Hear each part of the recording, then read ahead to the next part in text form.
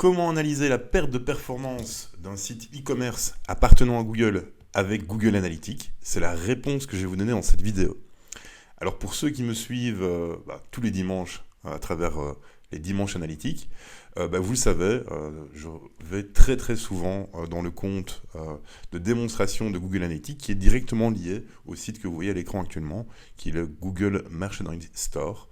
Et lors d'une précédente vidéo, je vous avais montré qu'effectivement il y avait une très grosse perte de performance. Donc voilà, là je suis dans l'onglet e-commerce, enfin d'abord conversion puis e-commerce, et on peut voir ici clairement qu'il y a eu deux crashs successifs. Le site réalisé, on regarder par mois sera plus intéressant et beaucoup plus impressionnant aussi, parce que là on voit vraiment que d'un mois à l'autre on a vraiment une très très très forte perte de chiffre d'affaires et de taux de conversion. Donc le chiffre d'affaires, c'est vraiment le volume d'affaires réalisé sur le site e-commerce, et le taux de conversion, c'est la performance même du site qui est en cause. Et donc ici, on voit clairement que le site il faisait grosso modo 500 000 dollars par mois, tout allait bien. On peut voir ici au total que le site, sur les 2 dernières années, j'ai pris 2 ans d'analyse, a fait plus de 5 millions de dollars de chiffre d'affaires. Tout se passait bien pour Google. Et puis, tout d'un coup, on a eu 2 crashs successifs qui ont fait que maintenant, le site il ne fait plus que 3263 dollars par mois. Et un taux de conversion juste catastrophique de 0,09. Donc autant dire que ceci arrive à un e-commerçant traditionnel. Là, on peut dire que c'est la faillite. On passait de 500 000 dollars mensuels à 2000, 3000 dollars. Là forcément c'est la faillite. Et ici, on va analyser pour voir comment est-ce que Google est arrivé à avoir cette perte de performance.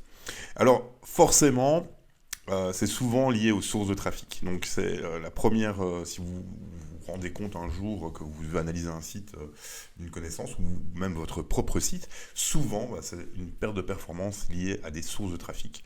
Donc je vous invite à me suivre dans l'onglet acquisition, puis tout le trafic. Et on va aller regarder ce qu'il se passe du côté des canaux. Donc, dans l'onglet canaux, quand on regarde comme ça, on a l'impression que, grosso modo, on voit un léger glissement. On voit qu'effectivement, il y a un glissement qui est plutôt progressif en termes de volume d'utilisateurs. Donc ici, le graphe est basé sur les utilisateurs mensuels. Donc on peut voir que mensuellement, grosso modo, en décembre 2017, il y avait grosso modo 80 000 utilisateurs uniques qui venaient sur le site. Et si je prends les derniers mois, en juin par exemple 2019, on a plus de 50 000. Donc ça c'est déjà un premier indicateur forcément. Ils ont perdu globalement 30 000 utilisateurs, mais ça ne nous dit toujours pas quelle est la source qui a crashé. Donc pour pouvoir analyser plus finement, je vous invite en fait à tracer des lignes. C'est quelque chose qui est pas super connu. Les experts analytiques forcément l'utilisent, mais je veux dire la personne lambda qui a un compte analytique et regarde simplement les rapports, ne connaît peut-être pas cette option. Et donc, je vous invite à tracer des lignes dans Google Analytics pour voir en fait les différentes variations dans un seul et même graphe. Donc, ce qu'on va faire, on va se concentrer en fait sur les sources de trafic. Et là, tout de suite, sur les différents channels, là, tout de suite, on se rend compte que la plus grosse part du chiffre d'affaires est faite par le référal. Donc, forcément, c'est une source qui va attirer toute mon attention pour pouvoir comprendre si tout se passe bien. Mais comme je l'avais dit, on va tracer des lignes. Tracer des lignes sur les principales sources. Donc je vais aller jusque social, voilà. Et ici au-dessus, vous avez un petit bouton, tracer des lignes. Hop. Donc ici on regarde toujours les utilisateurs, donc c'est pas ce qui nous intéresse le plus. Nous ce qu'on veut savoir c'est pourquoi est-ce qu'on fait moins de chiffre d'affaires. Donc ici je vous invite en fait à modifier le graphe en mettant le graphe du chiffre d'affaires. Et là, on voit clairement qu'il y a eu ce fameux crash, on peut le reproduire ici. Et la ligne verte est tout de suite très intéressante. Donc la ligne verte, c'est le référal. Et ceci est très intéressant parce que c'est le référal, effectivement, qui générait la plus grande part du chiffre d'affaires. On l'avait vu déjà dans le tableau ici. On peut voir que le référal sur les 5 339 000 dollars de chiffre d'affaires généré, le référal représentait plus de 3,7 millions. Donc forcément, c'est le référal qui a impacté ça. Et on voit clairement qu'ici, que d'un coup, le référal, il se casse la gueule pour, au final, ne plus rien apporter. Et donc, on va aller analyser un peu plus loin ces différents channels. Alors, que s'est-il passé ? Allons voir plus en détail dans le référal. Et là, on va voir effectivement qu'on a plusieurs sources. Alors là, j'attire tout de suite votre attention. Logiquement, si on a bien tagué ces emails, on ne doit pas avoir du mail dans le référal. Le référal doit tout à fait forcément être dans la source email. Mais bon, là, c'est un petit problème de tracking côté Google.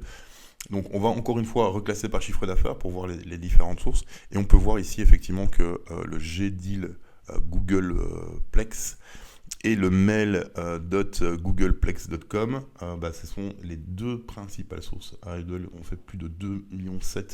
Et si on met sitegoogle.com, on a encore presque 1 million. Donc les 3,7 millions, ils sont clairement répartis en ces trois sources-là. Donc on va retracer encore des lignes pour bien les isoler dans le graphe. C'est parti, tracer des lignes. Et c'est tout à fait la confirmation, c'est que ces sources, il y a eu un premier crash qui a eu lieu ici exactement, donc en mai, c'était plus ou moins le dernier mois où ça a fonctionné. Et puis ça a fortement diminué pour ne générer qu'une toute petite partie du chiffre d'affaires comparé à avant. Et enfin, ça s'est totalement crashé pour arriver à 0 de chiffre d'affaires, donc plus du tout de chiffre d'affaires généré par ces sources, qui étaient des sources qui généraient plus de 69% du chiffre d'affaires global de ce site Google Merchandise Store. Donc, quand vous repérez ça, forcément, vous devez tout de suite pouvoir compenser cette perte ou remettre en place ce système. Donc c'est clair que ici, c'est essentiellement des mails, et je pense même que c'était essentiellement des mails, vu que je vois Googleplex, c'est certainement des mails qui étaient envoyés directement aux employés de Google, et ils généraient énormément d'argent, et je pense même que c'était des employés de Google américains, et donc pour le voir, on peut tout de suite filtrer par pays, et là logiquement c'est les États-Unis qui vont être largement devant. Et ce qu'on peut tout à fait faire encore, c'est aller dans les filtres avancés et prendre uniquement United States.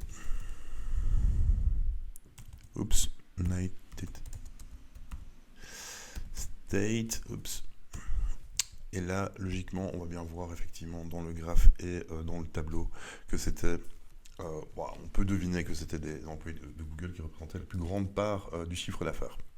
Et donc, forcément, quand on a une source de trafic qui génère autant de volume d'affaires, et derrière, souvent, les autres sources vont également se casser la gueule. C'est-à-dire que une chose qu'il faut prendre toujours en considération, c'est que quand on a une source de trafic qui génère un trafic important et performant, eh bien, ça va également impacter les différentes sources de trafic, c'est-à-dire en clic indirect. Par exemple, si je viens sur une super campagne de mail me proposant une super promotion, etc., sur des produits, eh bien, il y a de fortes chances que je prenne l'information par mail, je peux cliquer dans le mail et arriver directement sur la promotion, ok, mais peut-être que 2 jours plus tard, je mettrai simplement Google Merchandise Store et j'irai voir, donc là je viendrai en organique, ou alors même en direct, en mettant directement l'URL du site web directement dans la barre de navigation pour accéder au site qui m'intéresse et profiter de la promotion. Donc, une source de trafic performante